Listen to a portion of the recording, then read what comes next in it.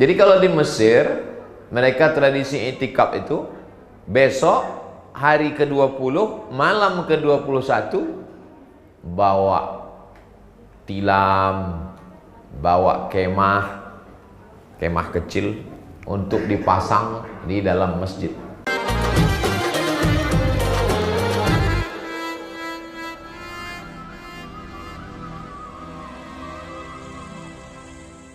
Nabi melaksanakan i'tikaf di 10 hari terakhir Ramadan, dan insya Allah itu jatuh besok ba'da maghrib, kita masuk malam yang ke-21.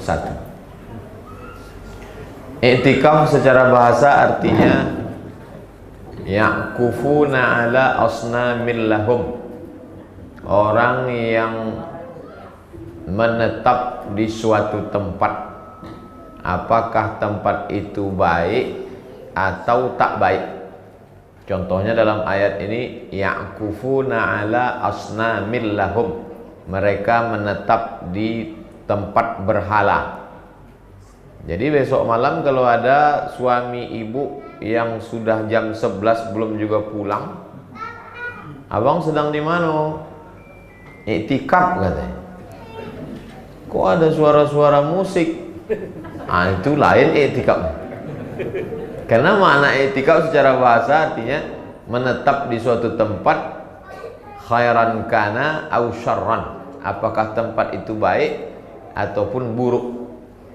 Jadi tempat yang tak baik i'tikaf juga secara bahasa. Adapun secara istilah, i'tikaf artinya al-muksu fil masjidi, menetap di dalam masjid biniyatin makhsusah, dengan niat khusus.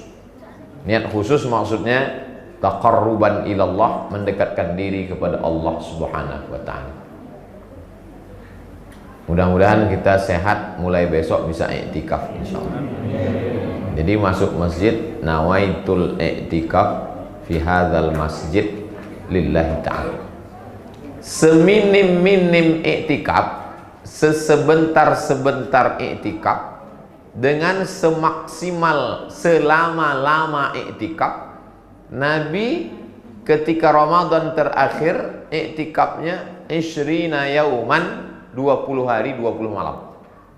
Jadi kalau sehari semalam 24 jam kali 20 hari 48 jam kali 24 jam 240 jam kali 20 hari 480 jam. Nah, itu i'tikaf yang paling lama. Kalau tak sanggup, maka yang biasa tak pernah ditinggalkan Nabi setiap tahun itu 10 hari 10 malam. Makanya kalau kita menghadap ke arah kiblat, ini tempat mihrab imam Nabi, di sebelah kiri kamar Nabi ada tiang. Tiang itu namanya ustuwanatus sarir, tiang sarir. Sarir tempat tidur, karena di bawah tiang itu ada tempat tidur Nabi Muhammad SAW waktu beriktikaf. Di samping itu ada ustuwanatul haris, tiang penjaga, karena disitulah Sayyidina Ali karramallahu wajhah menjaga Nabi Muhammad sallallahu alaihi wasallam. Seminim-minim i'tikaf kalau menurut mazhab Maliki menggabungkan siang dan malam. Jadi kalau menggabungkan siang dan malam, siang 24 jam, siang 12 jam, malam 12 jam, 24 jam baru i'tikaf menurut mazhab Maliki. Tapi kalau menurut mazhab Syafi'i, seminim-minim i'tikaf lama sikit dari ruku'. Subhana rabbiyal a'la, subhana rabbiyal azim wa bihamdi, subhana rabbiyal azim wa bihamdi, subhana rabbiyal azim wa bihamdi, subhana rabbiyal azim wa bihamdi. Itu sudah dianggap i'tikaf. Jadi saya sebutkan 4 ini, 20 hari, 10 hari, 24 jam dengan 4 kali tasbih. Kalau gitu kami ambil yang minimalis aja lah Pak Ustaz, boleh. Mau ambil yang paket full 20 hari tak bisa lagi, udah lewat. Mau masuk besok Jadi kalau di Mesir, mereka tradisi i'tikaf itu besok hari ke-20, malam ke-21 bawa tilam, bawa kemah kecil untuk dipasang di dalam masjid. Yang perempuan biasanya berkemah supaya tidur auratnya tak khawatir terbuka. Yang laki-laki masuk besok sore, keluarnya sore malam Idul Fitri. Nah, itulah i'tikaf yang paling full. Jadi Ustadz, saya tak bisa karena sedang musafir. Tapi Bapak Ibu yang mau i'tikaf besok. Tapi di beberapa kota Pak Ustadz ada i'tikafnya, masuknya jam 1 malam, keluarnya menjelang sahur. Itu namanya i'tikaf Batman,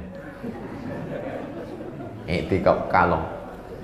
Di Pekanbaru ada pula i'tikaf pakai pembawa acara, pakai protokol. Jam 1 jamaah datang, sampai jam 2 ibadah sendiri-sendiri, masuk tahiyatul masjid, baca Quran, berzikir. Dari jam 2 ke jam 3 tadabbur surat-surat pendek. Dari jam 3 ke jam 4 sholat tahajud dan witir. Dari jam 4 ke jam 4.20 muhasabah dan zikir. Dari jam 4.20 ke jam 4.45 sahur. Lalu kemudian sholat subuh. Habis sholat subuh pengajian sampai waktu isyraq. Habis itu tanya jawab, keluar jam 7, masuk jam 1, keluar jam 7, 7 jam. Boleh, tak masalah. Selama i'tikaf itu wudhu tak batal.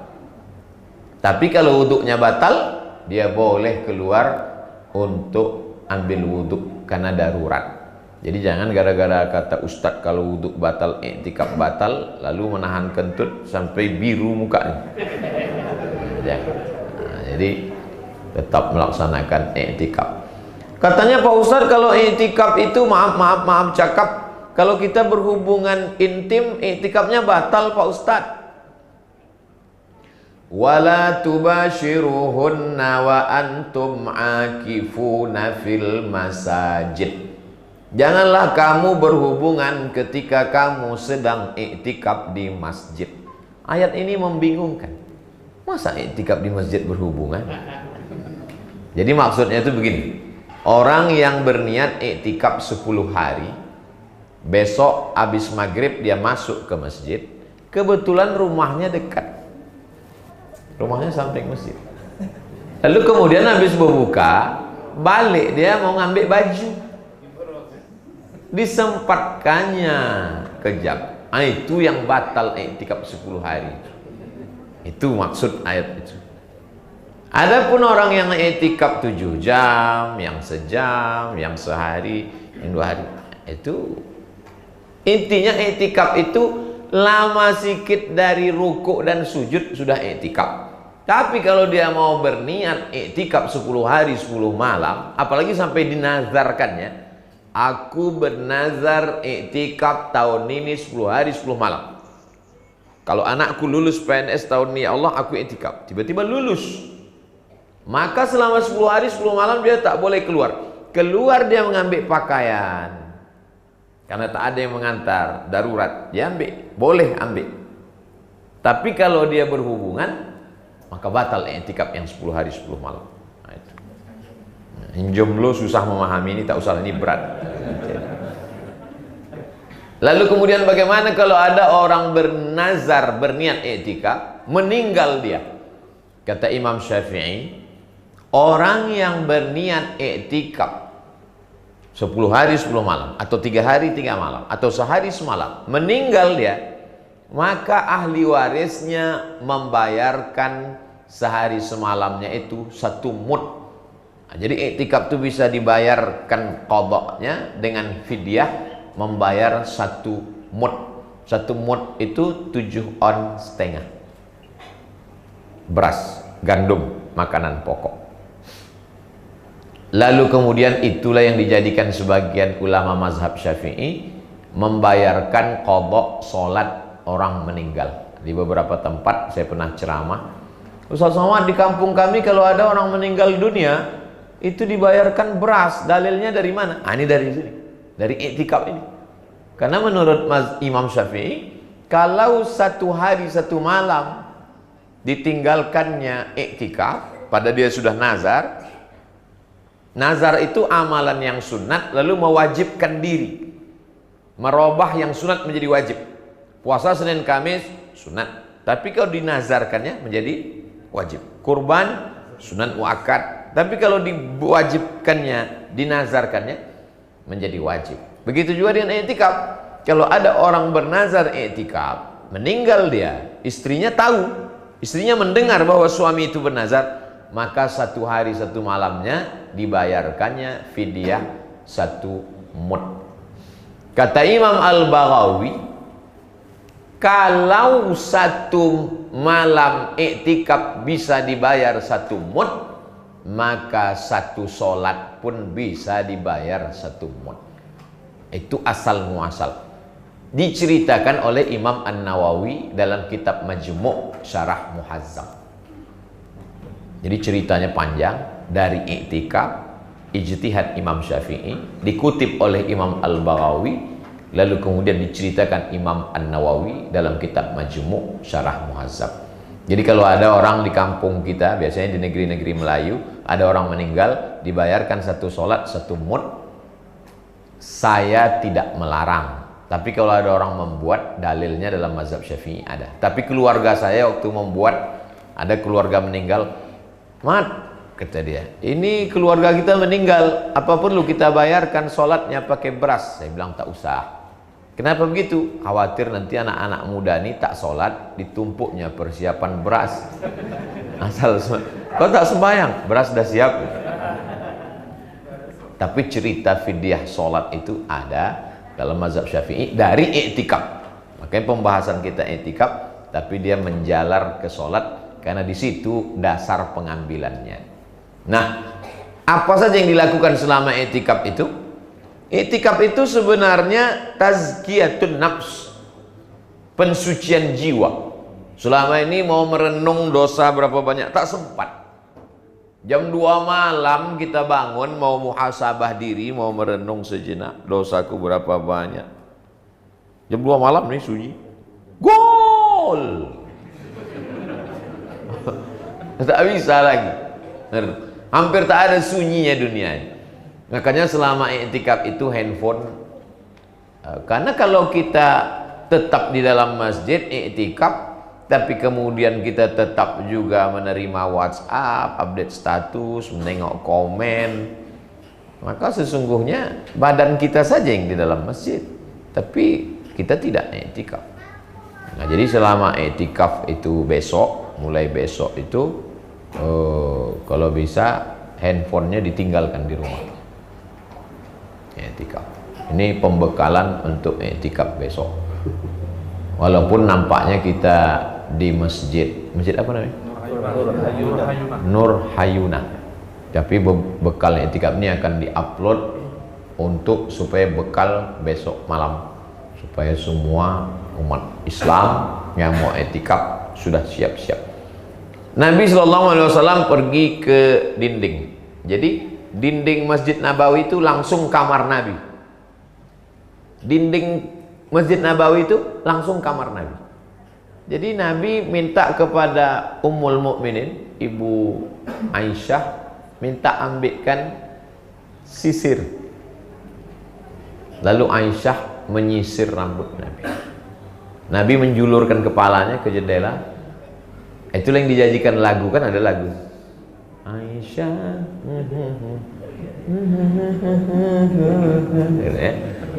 Kan ada diceritakan dalam lagu itu bahwa menyisir rambut Nabi, kan? Nah, itu cerita Aisyah menyisir rambut Nabi itu waktu sedang iktikaf. Rambutnya dijulurkannya. Kenapa Nabi tak keluar?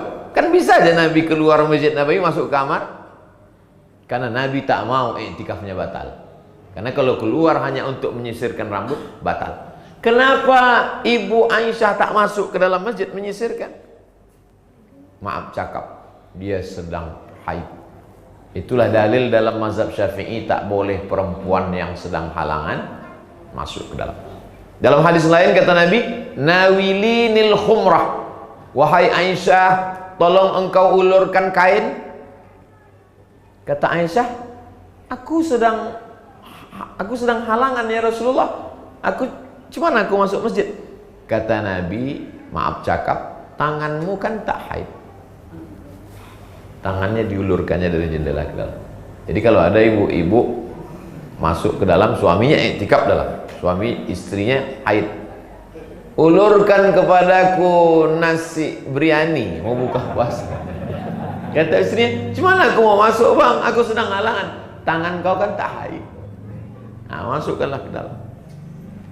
Jadi suatu ketika ada seorang perempuan mau bertanya, apakah perempuan yang maaf cakap sedang haid boleh memandikan jenazah? Datanglah dia bertanya kepada ahli hadis. Kalian ahli hadis, ya, tolong sebutkan saya dalil, bolehkah perempuan memandikan jenazah padahal dia sedang haid? Kata ahli hadis, tak ada hadisnya. Kami sudah cari kitab ini, tak ada hadisnya. Tapi ada ahli fikih, Imam Hamad, muridnya Imam Syafi'i. Datanglah perempuan ini bertanya, engkau muridnya Imam Syafi'i? Ya. Ada tak hadis tentang perempuan berhalangan memandikan jenazah? Kata Imam Hamad, ada. Mana hadisnya? Waktu Aisyah sedang haid, dia mengulurkan kain dan Nabi menerima kain itu. Itulah dalilnya. Itu kan tentang mengulurkan kain, bukan tentang haid. Fikih itu adalah memahami makna hadis, bukan sekedar menghafal teks hadis. Jadi kalau orang sedang memandikan jenazah, yang memandikan itu kan tangannya. Pemahaman. Beda antara ahli hadis dengan ahli fikih. Kalau susah memahaminya, memang buka puasa mesti agak banyak sedikit. Jamaah yang dimuliakan Allah Subhanahu wa taala. Jadi selama i'tikaf itu kita merenung apa saja yang bisa kita lakukan selama i'tikaf. Yang paling perlu banyak dilakukan solat sunat. Solat sunat tahiyatul masjid, solat sunat qabliyah, solat sunat ba'diyah. Kalau kebetulan pagi, solat sunat duha, solat sunat isyraq, solat sunat awabin. Kalau kebetulan malam, solat sunat tahajud, solat sunat taubat, solat sunat hajat. Saya Pak Ustaz solat sunat taubat sudah, solat sunat wudhu. Pertama kali habis berwudhu, solat sunat wudhu. Usalli sunnatal wudhu raka'ataini lillahi ta'ala. Saya solat sunat wudhu sudah, solat sunat taubat sudah, solat sunat hajat sudah, solat sunat istikharah sudah, solat sunat tahajud sudah, solat sunat witir sudah. Semua solat sunat sudah Pak Ustaz. Baru berapa rakaat? Solat sunat wudhu 2 rakaat, solat sunat taubat 2 rakaat, solat sunat hajat 2 rakaat, solat sunat tahajud 8 rakaat, baru 14. Solat sunat witir 3 rakaat, baru 17 rakaat. Ada imam namanya Imam Ahmad bin Hambal. Dia punya anak namanya Abdullah. Ditanya oranglah Imam Abdullah, hai Imam Abdullah, ya, betul kau anak Imam Ahmad bin Hambal? Betul. Ayahmu itu sholatnya berapa rakaat sehari semalam? Salasami'ati rakaat, 300 rakaat. Jadi kalau kita udah merasa banyak betul, aku udah banyak sholat sunatku selama Ramadan nih. Berapa rakaat tarawih? 8. 4 rakaat 1 salam. Ustadz nyindir apa? Saya itu maksudnya. Jadi sholat kita ini belum ada apa-apanya. Ada imam itu bergelar sajjad, saking banyaknya bersujud. Nabi Muhammad SAW punya anak namanya Sayyidatuna Fatimah. Sayyidatuna Fatimah punya anak namanya Sayyidina Al-Husain. Sayyidina Al-Husain punya anak namanya Ali. Nama datuknya Sayyidina Ali, nama cucunya juga Ali. Maka Ali yang cucu nih, yang cucu Sayyidina Ali, cucu Sayyidatuna Fatimah ini digelar dengan sajjad. Sajjad artinya orang yang banyak sujud. Berapa kali dia sujud? Kata Imam Az-Zahabi dalam kitab Syiar A'lam An-Nubala, 1000 kali sujud sehari semalam. 1000 kali sujud. Kadang kita ini agak hitam juga kening kita. Pas ditanya, kau banyak sujud? Enggak. Terus banyak dosa. Mohon maaf ya itu. Jadi maka dia digelar dengan Ali Zainal Abidin. Zain artinya perhiasan, Abidin orang yang banyak ibadah. Jadi inilah masanya kita memperbanyak sujud. Karena sholat sendiri maka perbanyak sujudnya.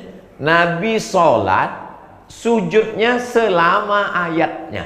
Jadi kalau kita mau, kau tadi rakaat pertama aku tengok tegak lama betul, apa yang kau baca? Yasin. Nah begitu juga lah sujudnya. Subhana rabbiyal a'la wa bihamdi, subhana rabbiyal a'la wa bihamdi, subhana rabbiyal a'la wa bihamdi, subhana rabbiyal a'la. Jadi yang selama ini kita baca, bingung kita kapan mengamalkannya. Nah, inilah momennya ketika sedang ada sahabat Nabi dilaporkan ke Nabi, ya Rasulullah, hadisnya dalam kitab Musnad Ahmad bin Hanbal. Ini sahabat sholat dari Isya sampai subuh tak berhenti. Allahu Akbar, Allahu Akbar, Sami Allah liman hamidah. Ayatnya tak diganti, kul huwallah terus. Nah ini bagi yang ragu karena hafalan kurang, gas saja kul huwallah terus. Dilaporkan ke Nabi, ya Rasulullah, ini sahabat kami ini ayatnya kul huwallah terus. Itulah keluar statement hadis Nabi, innaha la ta'dilu thulutsal Qur'an. Satu kul huwallah itu sama dengan sepertiga Al-Qur'an. Jadi kalau kita sholat 10 rakaat, 20 rakaat, 100 rakaat, kul huwallah terus ayatnya boleh, dan kita sudah menghatamkan Al-Qur'an berkali-kali dalam satu malam. Saya tak bisa sholat berdiri Pak Ustadz, pinggang sakit, kaki sakit. Memang kadang sholat ini datang semua penyakit. Pas main bola sehat, pas futsal sehat, pas jogging sehat, pas shopping lebih sehat, pas sholat datang sakit. Kata setan, itu memang kerjaku. Maka sholat di kursi boleh. Jadi di Mesir dulu waktu saya kuliah, itu di samping kiri ada 3 kursi, samping kanan ada 3 kursi. Tahun 2002 saya pulang, begitu keadaan Mesir. 2017 saya ke Mesir lagi, saya tengok udah tak ada lagi kursi, samping tak ada, samping tak ada, di belakang 2 sop kursi semua. Jadi rupanya makin banyak yang sakit pinggang, makin banyak, jadi tak buat lagi di samping, di belakang dikhususkan. Jadi memang orang-orang tua kita, saudara kita yang sakit, jangan dibiarkan di rumah sendirian. Dulu waktu muda tak pernah ke masjid. Jadi istri-istri yang sehat, biasanya memang yang sakit ini bapak-bapak, ibu-ibu sehat. Maka ibu yang suaminya sakit, jangan biarkan dia di rumah sendirian, ajak dia ke masjid supaya bangkit semangatnya. Abang udah sakit, dulu waktu masih muda mabuk, selingkuh. Nah, inilah masanya bang, mungkin ini Ramadan terakhir. Bawa dia itikaf, jangan malu, jangan segan, jangan dia disumpah serapah. Nah, itulah dulu waktu muda, ini udah tua, sini aja, tunggu malaikat maut datang. Nah, ini masanya itikaf ini. Lalu kemudian yang membatalkan itikaf itu apa Pak Ustaz? Uduk batal, bisa diulang balik. Keluar dengan hajat-hajat yang tak ada terkait. Hajat ke toilet tak membatalkan, masuk lagi. Hajat yang terlalu lama di luar, katanya itikaf ya, sempat pula 2-3 batang di luar. Ini apa? Ini hajat juga Pak Ustaz. Ini kalau sampai tak ada mati Pak Ustaz. Nah itu, jadi kalau yang hajatnya itu hajat darurat tingkat tinggi, maka dibenarkan. Ini tentang masalah etika. Kalau tak juga sanggup sholat, memperbanyak menghatamkan Al-Quran. Saya tak mau mendikte, awak dah berapa juz, kamu berapa juz, kau berapa juz, abang dah berapa juz. Tidak, kita ukurlah sendiri. Sudah malam ke-20, udah berapa juz bacaan kita. Di iktikaf itulah dikejar ketertinggalan-ketertinggalan itu. Ada seorang laki-laki namanya Irfan. Nama ayahnya Haji Abdul Malik Karim Amrullah.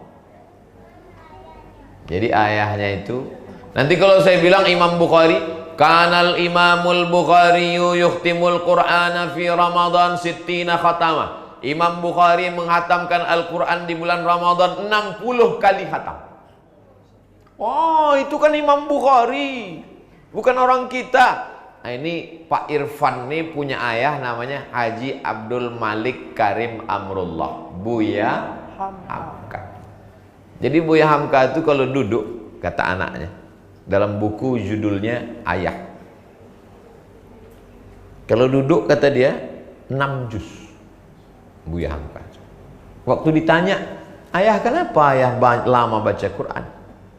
Aku lama baca Quran menghatamkan. Kenapa? Sejak emakmu meninggal, hatiku selalu teringat dengan almarhumah. Jadi supaya jangan sampai cemburu Allah SWT, diisi dengan banyak menghatam Quran. Banyak juga orang sekarang ketika istrinya meninggal, apa yang ayah tengok tadi? Ayah main game online untuk melupakan emakmu, sementara datang emak yang baru. Jadi Buya Hamka itu baca Qurannya luar biasa. Baca Quran yang paling bagus di dalam sholat. Tapi kami tak hafal Quran Pak Ustadz. Sayyidatuna Aisyah, imamnya itu pernah membaca Quran melihat mushaf. Alhamdulillah ada sekarang mushaf tahajudnya ya, pakai tiang. Masjid kita ada mushaf tahajud, pakai tiang, bisa ditengok besar. Tapi kalau tak ada, pakai Quran. Ada, buka di situ Play Store. Di Play Store tuh udah terbuka Play Store.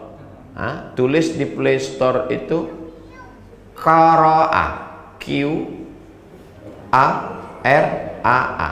Udah nampak? Habis pula signal. Habis signal apa sampai paket. Lalu setelah dapat Qara'a, buka Quran, jadi bisa ditengok Quran sambil sholat.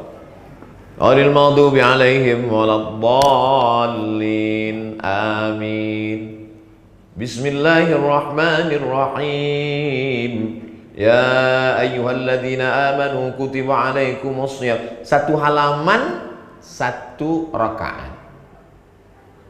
Jadi kalau 20 halaman, 20 rakaat, satu juz. Hanya saja kalau kita nengok mushaf itu, kalau bisa teleponnya signalnya dimatikan, karena kalau hidup nanti masuk. Ustaz sholat, sedang sholat nih Ustaz. Jadi kita khatamkan Al-Quran di dalam sholat maupun di luar sholat. Kalau orang tua sudah meninggal, Allahumma ausil thawaba ma qara'tuhu, sampaikanlah pahala bacaanku. Ini. Aku baca Quran tak sanggup lagi Pak Ustadz, atau belum bisa baca Quran, atau tak sanggup baca Quran, atau sakit mata. Alternatif yang terakhir, paling tinggi sholat sunat, nomor 2 baca Quran, paling bawah pejamkan mata, zikir, istighfar 100 kali, subhanallah bihamdihi subhanallahil azim 100 kali, sholawat 100 kali, la ilaha illallah 100 kali. 10 kali putaran tasbih itu ujungnya ada 10, 100 kali 10, 1000 kali. La ilaha illallah, la ilaha illallah, la ilaha illallah, la ilaha illallah, la ilaha illallah.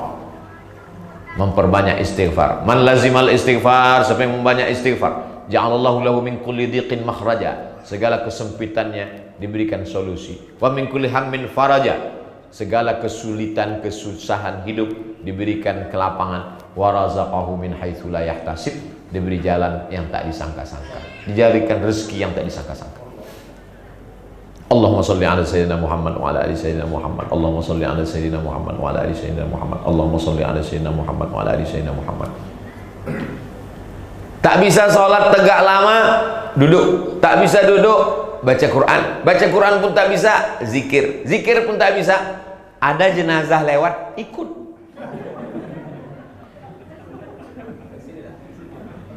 Nampak?